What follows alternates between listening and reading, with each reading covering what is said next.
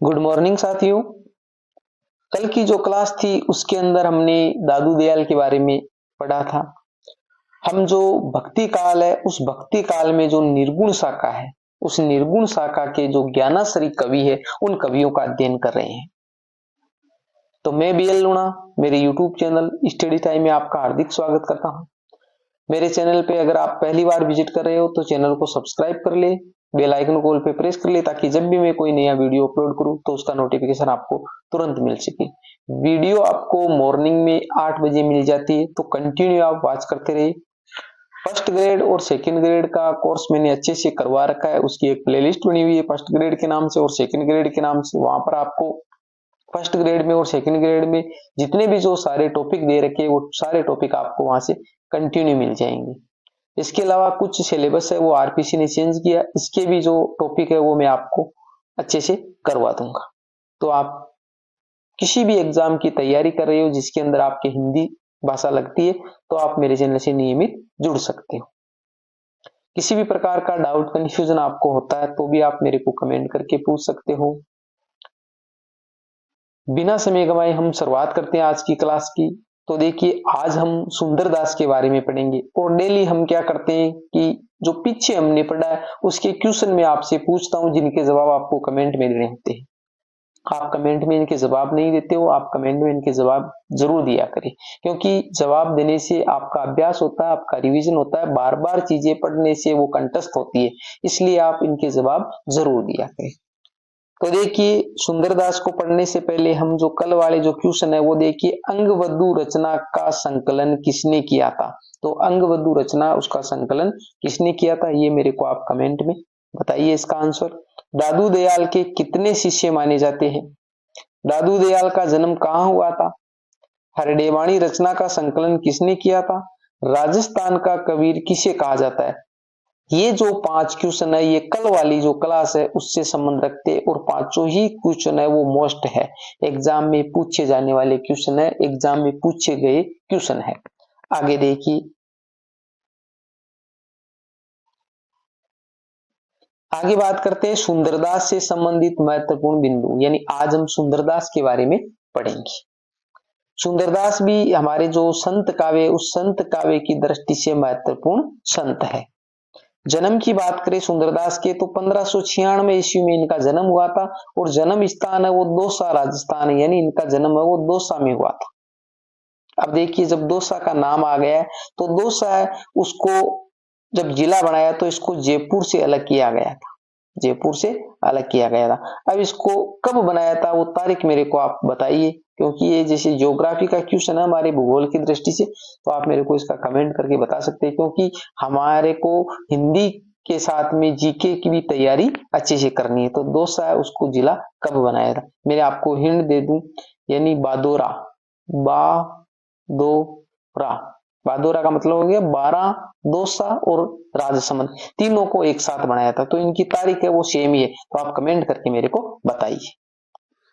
मृत्यु की बात करें तो 1689 ईस्वी में इनकी मृत्यु सांगानेर में हुई थी। तो जन्म दौसा में हुआ था, मृत्यु सांगानेर में हुई थी। गुरु की बात करें तो दादू दयाल, इनके गुरु है वो दादू दयाल थे, जो हमने कल ही इनके बारे में पढ़ा है। 6 वर्ष की उम्र में दादू के शिष्य बन गए थे। अब वर्तमान में 6 वर्ष के बच्चे को तो स्कूल डालने का समय है, यानी सरकारी स्कूल में जब बच्चा 6 वर्ष का हो जाता है, यानी 3 से लेकर वो 6 वर्ष तक तो वो क्या आंगनवाड़ी में पढ़ता है, आंगनवाड़ी में पढ़ता है और फिर 6 वर्ष में उसको प्रथम जो कक्षा होती है वहां पर उसको एडमिशन दिया जाता है। तो 6 वर्ष की उम्र में ये क्या है, दादू दयाल के शिष्य बन गए थे। इनके पिता का नाम है वो परमानंद खंडेलवाल था। अब देखिए खंडेलवाल है तो इसकी जाति है वो खंडेलवाल है और खंडेलवाल किसमें ऐसे जो बनिया होते उसमें आते हैं।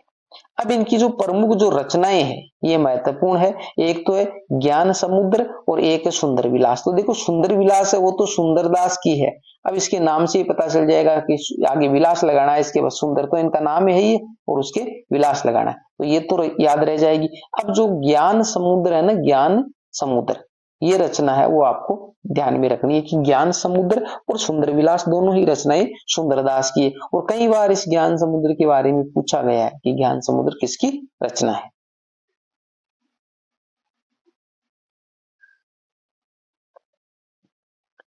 इनके द्वारा रचित कुल ग्रंथ 42 है। यानी कुल ग्रंथ मैंने यहाँ पर 2 ही नाम लिखे, सुंदर विलास और ज्ञान समुद्र। इनके बारे में अक्सर एग्जाम में पूछते, बाकी इनके द्वारा रचित जो ग्रंथों की संख्या आपसे पूछ ले तो 42 ग्रंथों की इन्होंने रचना की है। कुल ग्रंथ है इनके 42 है।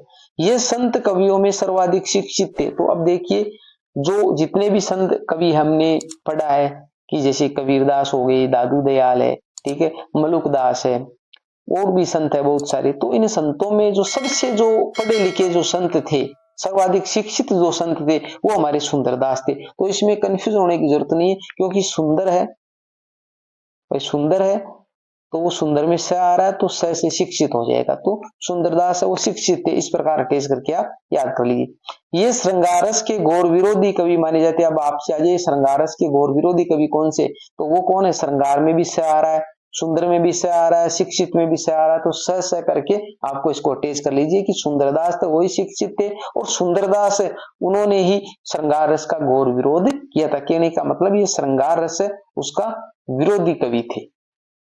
इन्होंने अपनी रचना में परिष्कृत ब्रज भाषा का प्रयोग किया। तो इसकी जो भाषा है वो कौन सी हो गई? इनकी काव्य भाषा है वो ब्रज भाषा थी। यानी इन्होंने अपनी जो परिष्कृत का मतलब जो मजा हुआ होता है, परिष्कार का मतलब जो मजा हुआ होता है, एकदम बिल्कुल साफ सुथरा, तो यानी एकदम जो अच्छी क्वालिटी की जो बोल सकते हैं, तो बिल्कुल शुद्ध जो भाषा थी ब्रज, उसका प्रयोग किया अपनी रचनाओं में। क्यों? क्योंकि ये एक शिक्षित थे, इसलिए इन्होंने जो परिष्कृत ब्रज भाषा का प्रयोग किया। उसके अंदर किसी भी दूसरे शब्दों का उसके अंदर मेल नहीं है, एकदम शुद्ध है वो। इन्होंने केशवदास की रसिक प्रिया, यानी केशवदास की रचना रसिक प्रिया और नंददास की रस मंजरी, केशवदास की रसिक प्रिया हो गई और नंददास की रस मंजरी होगी, की कटु आलोचना की है। क्यों की है? क्योंकि रस मंजरी जो नंददास की रस मंजरी है और केशवदास की जो रसिक प्रिया, दोनों ही रचनाएं हैं वो श्रृंगार रस से संबंध रखती है, श्रृंगार से संबंध रखती है। और जो सुंदरदास है वो श्रृंगार रस के घोर विरोधी कवि थे, इसीलिए इन्होंने केशवदास की रसिक प्रिया और नंददास की रस मंजरी की कटु आलोचना की है। आगे है, इनकी रचनाओं का संकलन पुरोहित हरिनारायण शर्मा ने सुंदर ग्रंथावली नाम से किया। यानी सुंदर ग्रंथावली का संकलन है वो किसने किया है? पुरोहित हरिनारायण शर्मा ने किया। और ये भी क्वेश्चन पूछा गया, मोस्ट क्वेश्चन है, मोस्ट क्वेश्चन है। यानी इनकी रचनाओं का संकलन है पुरोहित हरिनारायण शर्मा ने सुंदर ग्रंथावली नाम से किया है। अब इसकी शैली की बात करें तो कवित सवैया शैली, यानी कवित सवैया शैली जो छंद है उसके अंदर इन्होंने अपने जो ग्रंथ है उनका संकलन किया। तो इनकी जो शैली है, इनके काव्य की जो शैली है वो कवित सवैया शैली है। मोस्ट क्वेश्चन है, ये भी पूछा जा सकता है कि सुंदरदास की जो काव्य शैली है वो कौन सी है, तो वहां पर कवित सवेला, दोहा शैली या चौपाई दोहा शैली, इस प्रकार ऑप्शन में दे सकता है। तो कवित सवैया शैली है। आगे देखिए, तो ये जो सुंदरदास से संबंधित जो मुख्य मुख्य जो पॉइंट थे जो एग्जाम की दृष्टि से महत्वपूर्ण है, वो सारे पॉइंट यहाँ पर हमने कवर किए हैं। उम्मीद करता हूँ ये क्लास आपको अच्छी लगी होगी। अच्छी लगी है तो इसको लाइक करिए, अपने दोस्तों के साथ में भी शेयर कीजिए। किसी भी प्रकार का डाउट कंफ्यूजन आपको होता है तो आप कमेंट कर सकते हो। किसी भी प्रकार का आपका कोई क्वेश्चन होता है तो भी आप मेरे को कमेंट कर सकते हो। क्लास अच्छी लगती है तो आप थैंक्स जरूर लिखिए, ठीक है। किसी भी प्रकार से आप जो एक अच्छा कमेंट कर सकते हो, ठीक है। बाकी जो मैं आपसे क्वेश्चन पूछता हूँ उनके भी जवाब आप कमेंट में दिया करें। मिलते हैं अगली वीडियो में, तब तक के लिए जय भीम, जय भारत।